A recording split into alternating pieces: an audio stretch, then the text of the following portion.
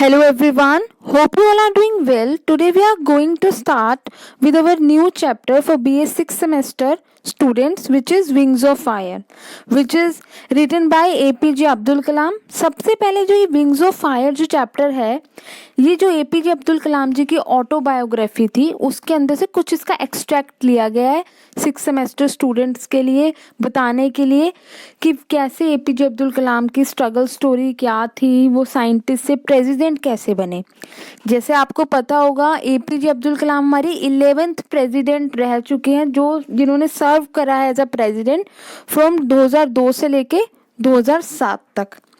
तो उनके ऊपर है ये उनकी जीवनी कि उनकी what is their life, what was his life, क्या उन्होंने स्ट्रगल करी, कैसे उनका चाइल्डहुड बीता, कैसे वो यूथ एज में आने के बाद उनके बाद वो साइंटिस्ट से प्रेसिडेंट एलिवेट कैसे करे वो. तो ये सब कुछ आज हम देखेंगे इस चैप्टर के अंदर. जो मोस्ट इम्पॉर्टेंट थिंग्स हैं बताने की, एक तो देखो बायोग्राफी होती है और एक क्या होती है आपकी ऑटोबायोग्राफी, जो स्टूडेंट समझना चाहते हैं. जैसे कि आप देखो क्या बायोग्राफी होती है, किसी इंसान के मरने के बाद अगर कोई थर्ड पर्सन उसकी जीवनी लिखता है कि अच्छा एक ऐसे इंसान थे, XYZ ऐसा था, इसने यहाँ से पढ़ाई करी. जैसे मैं लता मंगेशकर की क्या लिखूंगी, बायोग्राफी लिखूंगी कि अच्छा लता मंगेशकर जो थे वो एक बड़े अच्छे सिंगर थे. तो ये क्या होता था, बायोग्राफी हो जाती है. ऑटोबायोग्राफी होती है जो इंसान अपने जीवन काल में खुद ही लिखता है अपनी जीवनी को लोगों को बताने के लिए कि कैसे उसकी लाइफ चल रही थी. ठीक है, तो ये होती है आपकी ऑटोबायोग्राफी. और जो APJ अब्दुल कलाम ने जो बुक लिखी थी विंग्स ऑफ फायर, ये आपको किसी भी बुक स्टोर पे मिल जाएगी. मोस्ट जो है ये पॉपुलर ऑटोबायोग्राफी है, कहीं भी आपको मिल जाएगी. मोस्ट सेलिंग प्रोडक्ट है ये विंग्स ऑफ फायर. ऑटोबायोग्राफी किसकी है, ये APJ अब्दुल कलाम की. उसके बाद देखो APJ अब्दुल कलाम के फुल फॉर्म क्या है, अबुल पकीर जलालुद्दीन अब्दुल कलाम, ये इनका फुल नेम है. वैसे हम इनका हमेशा शॉर्ट यूज करते हैं APJ अब्दुल कलाम. ये बॉर्न कब हुए थे, 15 अक्टूबर को बॉर्न हुए थे 1931 के अंदर. कहाँ हुए थे, रामेश्वरम में, जो तमिलनाडु का एक आइलैंड है छोटा सा रामेश्वरम, वहाँ ये क्या होते हैं, ये बॉर्न हुए थे 1931 में, विच इज बिफोर इंडिपेंडेंस. उसके बाद इनका सारा ये बता रखा है कि 11th वो प्रेसिडेंट बने थे 2002 से 2007 तक. DRDO के अंदर जो था रिसर्च स्पेस सेंटर्स के अंदर उन्होंने काम करा था. जो पोखरान हुआ था जिसपे एक मूवी भी बनी है इंडिया की स्पेशल, कि कैसे वो रिसर्च करते हैं, कैसे वो पोखरान का ट्रायल करते हैं, तो उसके अंदर भी इनका न्यूक्लियर जब टेस्ट करते हैं वो, तो जो APJ अब्दुल कलाम का वहाँ बड़ा इंपॉर्टेंट रोल था. पोखरान का जो न्यूक्लियर टेस्ट हुआ था वहाँ भी, तो ये साइंटिस्ट भी रह चुके हैं. उसके बाद ये एक प्रोफेसर भी रह चुके हैं स्पेस यूनिवर्सिटी के अंदर, इंडिया की जो है मैनेजमेंट इंदौर के अंदर, वो ये वहाँ प्रोफेसर भी सर्व कर चुके हैं. चांसलर भी रह चुके हैं Indian institute of space science and technology. जैसे हम बोलते हैं कि पंजाब यूनिवर्सिटी के वाइस चांसलर हैं, ये चांसलर है, ये यूनिवर्सिटी के चांसलर भी रह चुके हैं. ठीक है, तो ये था APJ अब्दुल कलाम जी के बारे में. उसके बाद इन्होंने कलाम नोन फॉर द मोटिवेशनल, इनकी स्पीचेस चलती हैं, और spontaneous interaction with the students community in India, इस चीज़ के लिए पॉपुलर रहते हैं अब्दुल कलाम जी. उसके बाद देखो क्या होता है, brief introduction of the chapter. अब इनकी ऑटोबायोग्राफी में क्या है, अब आप पहले तो हमने ऑथर के बारे में जान लिया कि ऑथर का ब्रीफ इंट्रोडक्शन क्या था. अब हम चैप्टर का ब्रीफ इंट्रोडक्शन देखते हैं कि चैप्टर किस बारे में है. देखो वो बोलते हैं ये एक्सट्रैक्ट जो लिया गया है, इसका कुछ पार्ट लिया गया है चैप्टर का. कहाँ से लिया गया है, बुक है विंग्स ऑफ फायर, जो है एक टोटल बुक है ऑटोबायोग्राफी पे APJ अब्दुल कलाम की, वहाँ से एक एक्सट्रैक्ट ले लिया. इस चैप्टर में हम उनके चाइल्डहुड की मेमोरीज को रिकॉल करते हैं कि क्या थे उनके पेरेंट्स क्या करते थे चाइल्डहुड में, उनका जो ब्रॉटअप कैसे हुआ, उनकी सोशलाइजेशन कैसे हुई है कि वो इंडिया के प्रेसिडेंट बने, किस तरीके से उन्हें ब्रॉटअप करा गया है, कि उन्हें राम की कहानियाँ भी सुनाई जाती थी, उन्हें प्रॉफिट मोहम्मद की कहानियाँ भी उनकी मदर सुनाती थी. वो बोट में बिठा के रामेश्वरम जैसे एक पिलग्रिम टूरिस्ट प्लेस है, तो वो भी उन लोगों को उनके जो फादर थे वो सी शोर्स में बिठा के बोट में, वुडन की बोट में वहाँ तक छोड़ के जाते थे, जितने भी वो आते थे तीर्थयात्री आते थे, पिलग्रिमेज आते थे, उन्हें वहाँ बिठा के वहाँ तक छोड़ने जाना। उसके बाद उन्होंने अपने कज़न के साथ क्या भेजा, न्यूज़पेपर भी बेचते थे एपीजे अब्दुल कलाम। और उन्होंने अपनी सेल्फ अर्न इनकम जब पहली बार उन्होंने जब खुद का कमाई थी तो उन्हें बड़ा खुद पे प्राउड हुआ था। तो ये थी एपीजे अब्दुल कलाम के थोड़ी ब्रीफ इंट्रोडक्शन। बाकी मैं आपको बता देती हूँ। देखो, वो अपने चाइल्डहुड फ्रेंड्स के बारे में बताते हैं। He tell about his school के एक्सपीरियंस के बारे में बताते हैं। वो कैसे सोसाइटी में ब्रॉन्ट अप हुए हैं वो बताते हैं। उनका घर कहाँ था, मस्जिद वाली गली में उनका घर था। ठीक है, वो ये बताते हैं। वो शाम को नमाज पढ़ने जाते थे। उनको नमाज के बारे में कुछ नहीं पता था क्योंकि नमाज जो थी अरबी भाषा में थी, अरेबिक लैंग्वेज में थी। पर उन्हें ये बता रखा गया था कि जो ये आप नमाज पढ़ रहे हो शाम को, ये भगवान से कनेक्टिविटी का एक जरिया है, भगवान के पास जाएगी। पर उन्हें उसके बारे में कुछ पता नहीं था, वो बहुत छोटे थे। उसके बाद वो कहते हैं कि जो उनके फादर थे उनका नाम क्या था, जैनालुब्दीन था। उनकी मदर का नाम क्या था, आयशमा था। ये आपको याद रखना बहुत जरूर है। रामेश्वरम में उनका बोर्न हुआ। कहाँ हुआ, एक आइलैंड पे हुआ है जो कहाँ है, तमिलनाडु में है। उनके फादर का नाम क्या है, जलालुब्दीन है। मदर का नाम क्या है, आयशमा है। और जो कलाम कहते हैं, जो उनके father did not have much formal education. उनके फादर ज़्यादा पढ़े लिखे नहीं थे, उनके पास कोई फॉर्मल डिग्री नहीं थी। बट वो मैन किसके थे, विजडम के थे, बड़े ज्ञानी आदमी थे। कौन थे, जो एपीजे अब्दुल कलाम के फादर थे। वो शाम को अपने घरों के बाहर, उनके घर के बाहर हर कम्युनिटी के लोग आते थे खाना खाने के लिए। वो सबको फीड करते थे। उनके पास कभी किसी चीज़ की कमी नहीं थी। एपीजे अब्दुल कलाम कहते हैं ना फूड की ना किसी चीज़ की उनको कमी थी। वो सबको इक्वल ट्रीट करते थे। उनकी मदर थी बड़ी दयालु थी, जनरस थी हर्ट में, दिल से। मैनी जो आउटसाइडर थे at at their homes daily. उनके घर आके रोज़ खाते थे, जो बाहर के लोग होते थे वो स्ट्रेंजर्स को देते थे। उसके बाद देखो क्या है, Kalam says that child he had rather ordinary looks. वो अपनी लुक्स के बारे में इस पैरा में डिस्कस करते हैं। उनकी लुक्स कैसी है, जैसे आप देख सकते हो उनकी फोटोज में वो पार्टीशन वाले अपने हेयर रखते थे। ठीक है, वो कैसे हेयर रखते थे, विद पार्टीशन। वो कहते हैं उनके ऑर्डिनरी लुक्स थी, पर जो उनके मदर और फादर थे बड़े हैंडसम थे, गुड लुकिंग थे। His father is very tall and handsome. वो पक्का हाउस में रहते थे जो कहाँ था, मस्जिद वाली गली में था। His father believed in the strict discipline. जो उसके फादर थे बड़े डिसिप्लिन में विश्वास रखते थे। He did not allow any useless, वो किसी जो यूजलेस लग्जरीज होती थी हाउस में वो अलाउ नहीं करते थे। बड़े सिंपल फूड खाते थे वो, और सादा जीवन जीते थे। Kalam says that he learned honesty and discipline from his father. वो कहते हैं उन्होंने अपने फादर से ऑनेस्टी सीखी है और डिसिप्लिन सीखा है, ईमानदारी सीखी है, कैसे अनुशासन में रहना वो अपने फादर सीखा है। अपनी मदर से सीखा है कि कैसे डीप फेथ होता है भगवान के अंदर, अच्छी चीज़ों के अंदर। जनरस थी उसकी मदर। और जो उसकी मदर थी, जो उसकी दादी थी और मदर थी, वो उन्हें किसके बारे में कहानियाँ सुनाते थे, राम जी के बारे में और प्रॉफिट मोहम्मद जी के बारे में सारी कहानियाँ उनके सुनाते थे। उसके बाद they took part in Hindu festivals. देखो वो हिंदू फेस्टिवल्स थे, उनके लिए हर कम्युनिटी इक्वल थी। वो हिंदू के जितने भी फेस्टिवल्स होते थे उसके अंदर भी पार्टिसिपेट करते थे। जब सेकेंड वर्ल्ड वॉर होती है 1939 में, अब देखो क्या हो रहा है, थोड़ा चेंज आता है।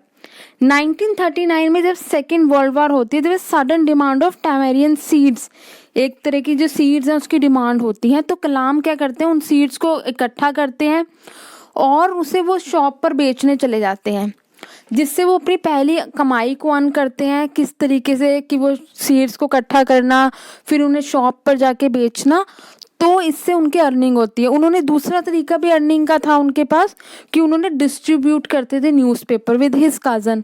तो ये उनके अब सेल्फ इनकम जनरेट हो रही थी। And Kalam says that he still remember the pride.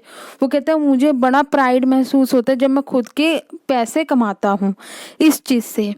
तो ये थी उनका ब्रीफ इंट्रोडक्शन चैप्टर के। किस तरीके से, देखो आपने क्या याद रखना है, mother father name, where he brought up, Tamil Nadu Rameswaram में। मदर का नाम क्या है, फादर का नाम क्या है।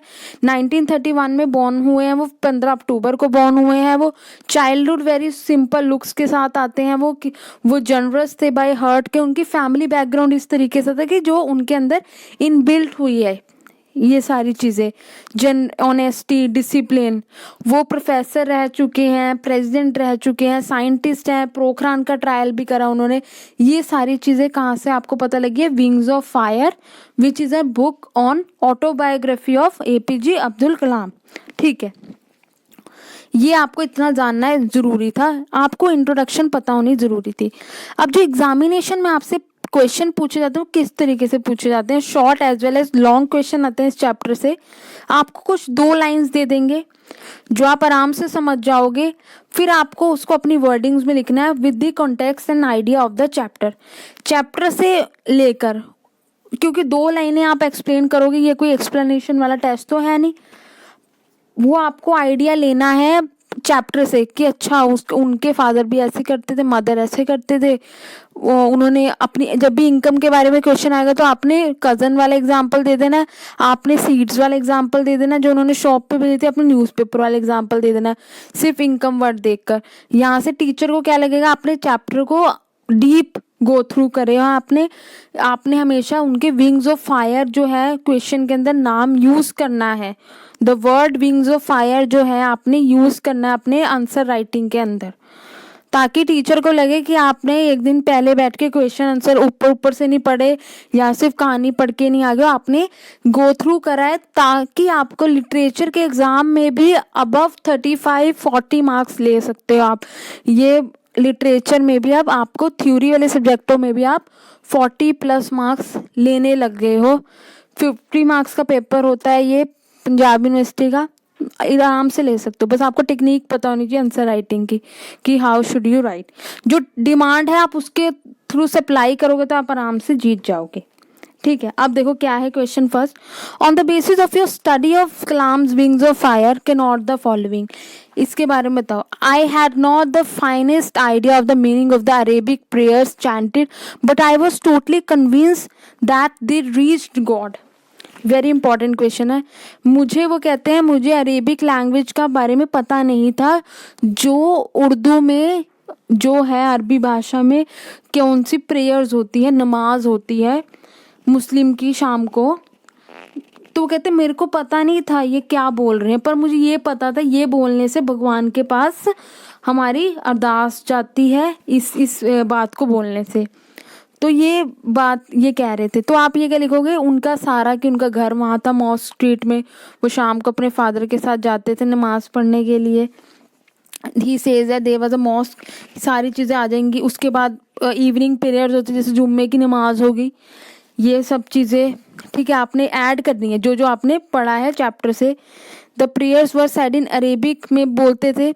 कलाम did not know Arabic language, उन्हें अरेबिक लैंग्वेज के बारे में बिल्कुल नहीं पता था कैसे है ये, बट वो रिपीट करते थे इन प्रेयर को इन ऑल डिवोशन में बड़ी श्रद्धा के साथ कि ही टोटली कन्विंस्ड ये जो प्रेयर है वो गॉड तक जाएंगी। And the words of Kalam show that he had an unflinching faith in God from his very childhood, मतलब उनका बड़ा विश्वास था भगवान पे अपने चाइल्डहुड से ही।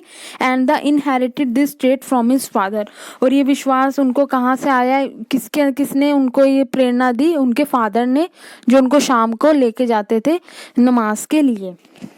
सेकंड क्वेश्चन आपका आ जाता है, on the basis of your reading of Kalam wings of fire can not the following. Until them I had only seen the beauty of the sea, वो कहते हैं अभी तक मैंने ब्यूटी ऑफ द सी देखी थी। Now it's an uncontrollable energy comes as a revelation to me, मतलब कि ये क्या बोलते हैं रेवलेशन क्यों हुआ है। वो कहते हैं अभी तक मैंने सिर्फ सी की एक ब्यूटी देखी थी, सी इज गुड है, ब्लू कलर है, सब कुछ, पर एक बार क्या होता है साइक्लोन आ जाता है और उनकी पूरी जो बोट है वो टूट जाती है, जो उनकी वुडन की बोट होती है। तो वो देखते हैं ये एक और रूप है किसका, एनर्जी का, जब साइक्लोन आता है। उन्होंने अभी तक ब्यूटीफुल ही देखा था, पर जब उनकी वुडन की बिल्ड सेल बोट होती है, जब वो 6 ईयर्स के थे, ठीक है, वो पिलग्रिम में इसको लेके जा रहे थे रामेश्वरम टू डानोक्साई, ठीक है, and back he did this work on the sea shore with the help of relative. उन्होंने सी बोट बनाई थी एक वुडन कलर की। All was going on well, बस सब सही जा रहा था। बट एक दिन क्या होता है, स्ट्रॉन्ग साइक्लोनिक विंड्स आती हैं। The boat was blown away and nothing was left behind. उनकी जो बोट है एकदम उड़ जाती है। कलाम जब वो कहते हैं अभी तक मैंने सिर्फ ब्यूटी देखी थी पर सी की, और अभी तक क्या होता है, अब मैंने क्या देखा, एक अनकंट्रोलेबल एनर्जी भी देखी है सी की। समुंदर की बात हो रही है, ठीक है।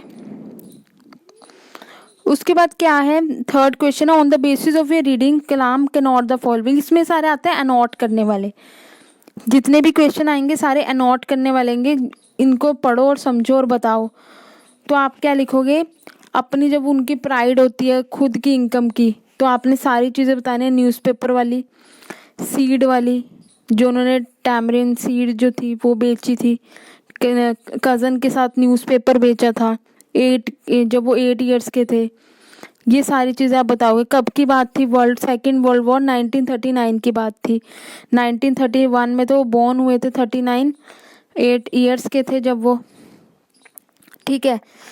शमसुद्दीन जो था उनका कज़न था कलाम का। उसके बाद वो भागते थे न्यूज़पेपर एजेंसी के वहाँ, कलेक्ट करते थे बंडल न्यूज़पेपर के, ट्रेनों में बेचते थे रामेश्वरम की। और जो उनका कज़न था Samsuddin got Kalam to do this job recalling the incident. Kalam says that मुझे बड़ा प्राइड हुआ जब मैंने अपनी खुद की पहली इनकम कमाई थी जब वो 8 साल के थे, ठीक है। ये इन्होंने बात कही। फोर्थ आ जाता है, briefly describe the place of APJ Abdul Kalam's birth. Rameswaram में उनका बर्थ हुआ है, उस प्लेस को आपने एक्सप्लेन करना है। उस लोकेलिटी में कौन कौन रहते हैं, हिंदू भी रह रहे हैं, मुस्लिम भी रह रहे हैं। रामेश्वरम एक गुड क्या है, एक पिलग्रिम साइट है। और उसके बाद वहाँ एक मॉस्क स्ट्रीट है जिसके अंदर नमाज पढ़ने शाम को लोग जाते हैं। रामेश्वरम में उस मॉस्क की गली में उनका घर था। उसके बाद वो पक्के घर में रहते थे। 10 मिनट दूर उनके घर से एक मंदिर था, शिव टेम्पल था। उनकी गली में मुस्लिम भी रहते थे और कुछ हिंदू फैमिलीज भी रहती थी, ठीक है। People both community lived amicably with each other. तभी उनके अंदर कैसे आया है, हिंदू और मुस्लिम दोनों कम्युनिटीज़ की रिस्पेक्ट करनी आती है उन्हें, क्योंकि वो दोनों कम्युनिटीज़ के साथ ही बड़े हुए हैं amicably, Hindu as well as Muslim, ठीक है। उसके बाद क्या आता है, फिफ्थ जो है, I have throughout my life try to emulate my father. I have endeavored to understand the fundamental truth revealed in me by my father। कि कैसे एक फंडामेंटलिस्ट थे, कैसे डिसिप्लिन को चाहते थे उनके फादर के पास ज़्यादा कुछ फॉर्मल एजुकेशन नहीं थी, but he is a man of wisdom, जैसे हमने आगे पढ़ा है। He is a man of discipline, he is a man of generous heart. ही मतलब कि वो आउटसाइडर को फूड सर्व करते थे डेली, डिसिप्लिन में अपने चाइल्ड को रखते थे। इस तरीके से उनके मैन थे, उनके फादर थे। He didn't think that there was anything mysterious about prayer. He only believe that prayer make is possible for the spirit to communicate between people, ठीक है। हम भगवान तक अपनी प्रार्थनाओं को पहुँचाया जा सकता है।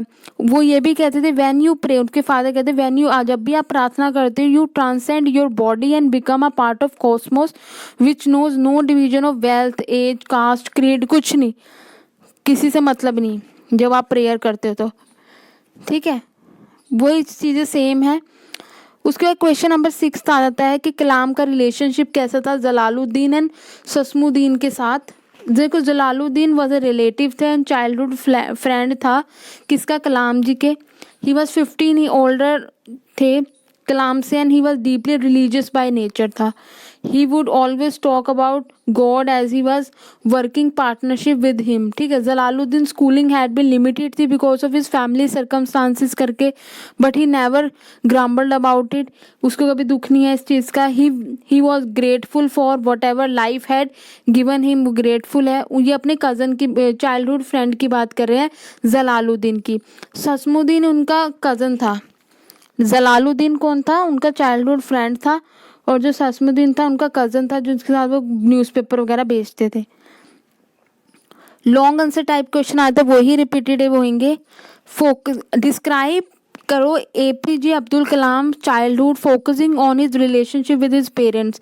पेरेंट्स के नेम बता दोगे, मदर कैसी थी, फादर कैसे थे वो बता दोगे, उनका घर कहाँ था, वो शाम को प्रेयर के लिए जाते थे, ये सब कुछ आप चीज़ इस क्वेश्चन में डिस्कस करोगे।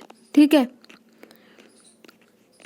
जो जो वो एक्टिविटीज़ करते थे वो भी हम ऐड कर सकते हैं। फूड सर्व करते थे आउटसाइडर्स को, कहानियाँ जो सुनाते थे वो भी बता सकते हैं। Give an account of doctor APJ Abdul Kalam, spirituality के बारे में बताओगे। स्पिरिचुअलिटी के बारे में आप कैसे उनके बताओगे। रामेश्वरम में उनका घर था, मॉस स्ट्रीट में शाम को प्रेयर के लिए जाते थे, प्रेयर अरेबिक में होती थी, उनको अरेबिक के बारे में कुछ पता नहीं था, बस ये पता था ये मैं प्रेयर करूँगा मुझे भगवान से कम्युनिकेट करने का मौका मिलेगा। ये सारी टीचिंग्स किसने दी है, ये सब टीचिंग्स उनके फादर ने उनको प्रोवाइड करी है। बिकॉज दो उसके father doesn't have much formal education, उनके पास कोई फॉर्मल डिग्री नहीं थी, but is a man of much wisdom and very generous heart थे। उनकी मदर का भी सेम ऐसे सिस्टम था, उनकी मदर और ग्रैंड मदर उनको राम और प्रॉफिट मोहम्मद की कहानियाँ सुनाती थी। उनका काम क्या होता था, highest priest, he was the highest priest of the Rameswaram temple was his close friend. जो उसका रामेश्वरम टेम्पल का जो हाईएस्ट प्रिस्ट था वो उसका क्लोज फ्रेंड था। The two would often sit together discuss spiritual matter discuss करते थे। ठीक है, Kalam was also deeply influenced by one, Jalaluddin से भी इन्फ्लुएंस था, वो भी स्पिरिचुअल था उसका फ्रेंड।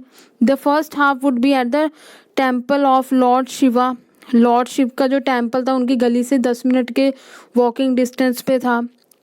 उनकी जो कम्युनिटी में हिंदू भी रहते थे, मुसलमान भी रहते थे, तो उन्होंने जब भी उनका जो ऐसा है माइंडसेट इस तरीके से बना स्पिरिचुअलिटी की तरफ, इक्वालिटी की तरफ, ठीक है, ब्रदरहुड की तरफ, ये सब चीज़ें आप बता दोगे। Identify those who had influenced Dr. Kalam as a young boy and discuss how they helped him become the kind of person he is. किसने कहा था कि ये कलाम कुछ कर जाएगा, ये वेरी इंपॉर्टेंट क्वेश्चन है कि कौन उनकी लाइफ में टर्निंग पॉइंट लेके आते हैं, कौन वो लोग होते हैं। ये third question is very important question. ठीक है, ये आप टिक कर लो इसको, थर्ड क्वेश्चन बड़ा इंपॉर्टेंट क्वेश्चन है, क्वेश्चन थर्ड। ठीक है, देखते हैं क्या कौन। तो कलाम था एक सिंपल हार्ट का था, जनरस सा, इंटेलेक्चुअल पढ़ा लिखा इंसान था। ही वॉज डीपली रिलीजियस भी थे, ब्रॉड माइंडेड थे। He was above all narrow consideration of caste, creed and religion, इन सब चीज़ों में विश्वास नहीं रखते थे वो। He believed in the oneness of God, भगवान एक है, भाईचारा के अंदर विश्वास रखते थे। And he was very hard working person था doctor Kalam. The idea of atmosphere in which Kalam grew up, जिस एटमॉस्फेयर में कलाम पैदा हुए थे वो हेल्प करने वाला एटमॉस्फेयर था, जिसने उनकी बड़ी हेल्प करी है। Become the kind of person he was, उनका एटमॉस्फेयर इस तरीके से। जो उसके फादर थे विजडम वाले थे, जेनरोसिटी थी, ठीक है। Friend cum brother in law जो थे उनके जलालुद्दीन थे, and the diligence of his first cousin Samsuddin, इन सब ने उसकी बड़ी हेल्प करी। ऐसा एटमॉस्फेयर था कि उन्होंने हाईएस्ट प्रीस्ट जो थे रामेश्वरम टेम्पल के, वो उनके क्लोज फ्रेंड थे। In fact each one of these had all those quality which help to make Kalam the kind of person he was. इन सब ने कलाम को इस तरीके का इंसान बनाया है।